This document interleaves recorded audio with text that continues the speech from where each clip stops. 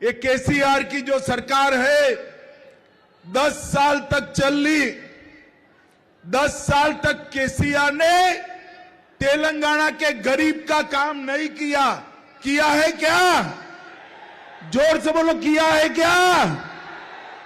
किसान का काम नहीं किया। किया है क्या?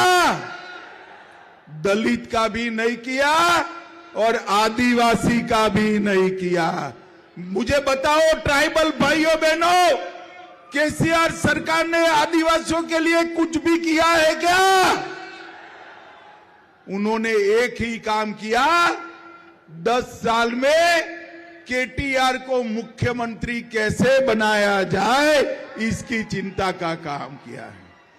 ये जो मुख्यमंत्री है उनका एक ही लक्ष्य है, अपने बेटे केटीआर को मुख्यमंत्री बनाना।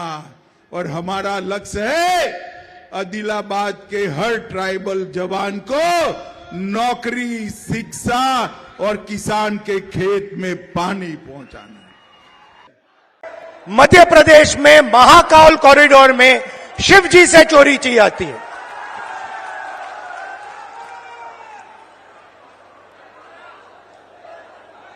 बच्चों के जो स्कूल यूनिफॉर्म होती है, उनका मिड डे मील का भोजन का पैसा होता है, वो बीजेपी लेबोरेटरी में उनसे चोरी की जाती है। मध्य प्रदेश के भविष्य से, छोटे छोटे बच्चों से चोरी की जाती है।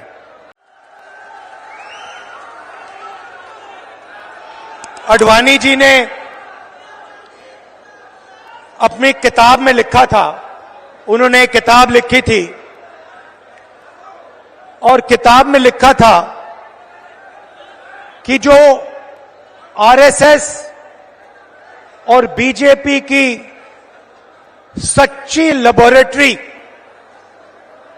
मतलब सच्चा कारखाना गुजरात में नहीं है मगर मध्य प्रदेश में है, ये उनका कहना था।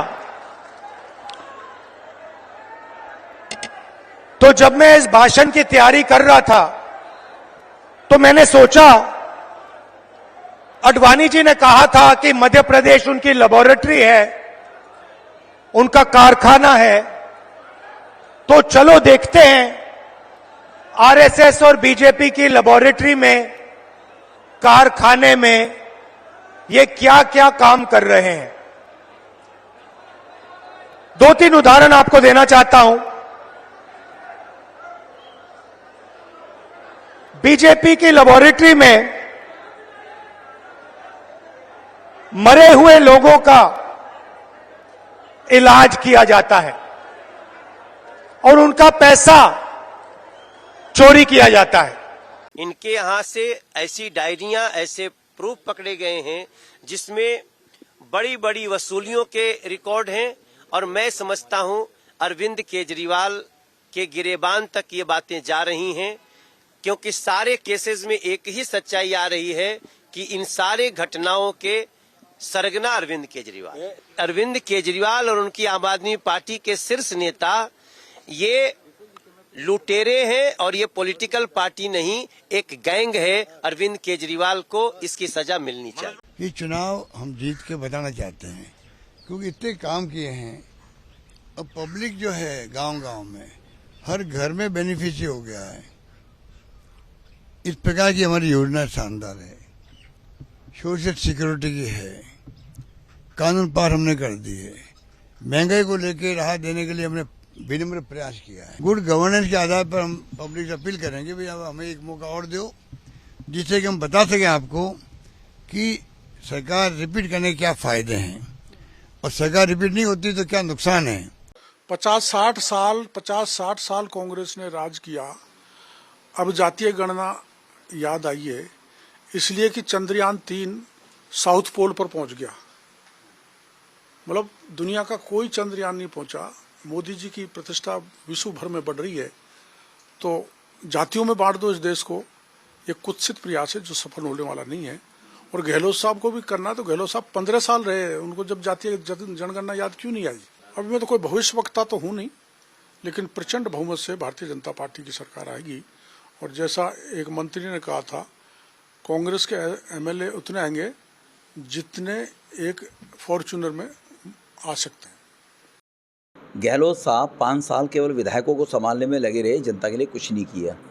जो महिलाओं के मामले में देश के सबसे नंबर 1 का राज्य राजस्थान है, जिसमें महिलाओं पर अत्याचार और महिलाओं के शोषण के और महिलाओं की हत्याओं के और महिलाओं के साथ कुकर्म के केस जितने भी हुए, उसमें कांग्रेस के पास कोई जवाब नहीं है। लड़की हूँ, लड़ सकती हूँ, एक दिन राजस्थान पर नहीं बोली, वो हमेशा बोलती थी प्रियंका जी। तो इसीलिए जनता में भयंकर एंटी इनकम्बेंसी है कांग्रेस की, भ्रष्टाचार के कारण से। तो इसलिए भारतीय जनता पार्टी का कार्यकर्ता उत्साहित है और यह चुनाव जीतेगा। विपक्ष को ये पेंट करने की कोशिश हो रही है, पूरे विपक्ष को, मुखर विपक्ष को, कि ये भ्रष्ट है। उनको उनके जरिए इस तरीके के रेट्स आदि के जरिए से ये संदेश दिया जा रहा है कि जो भी सत्ता के खिलाफ बाचाल होगा, ज्यादा मुंह खोलेगा, उसकी जबान चुप करा दी जाएगी। और कोई एक्सेप्शन नहीं है, बल्कि जिनको पहले ये भ्रष्ट बताते हैं, जब तक वो विपक्ष में होते हैं, जैसे ही वो इनके डर के मारे, इनके आतंक के मारे इनके सहयोगी बन जाते हैं, तो फिर वो दूध के धुले हो जाते हैं। जैसे महाराष्ट्र में अजीत पवार एंड कंपनी अब बिल्कुल पुष्प पुरुष हो गए हैं, पुण्य पुरुष हो गए हैं।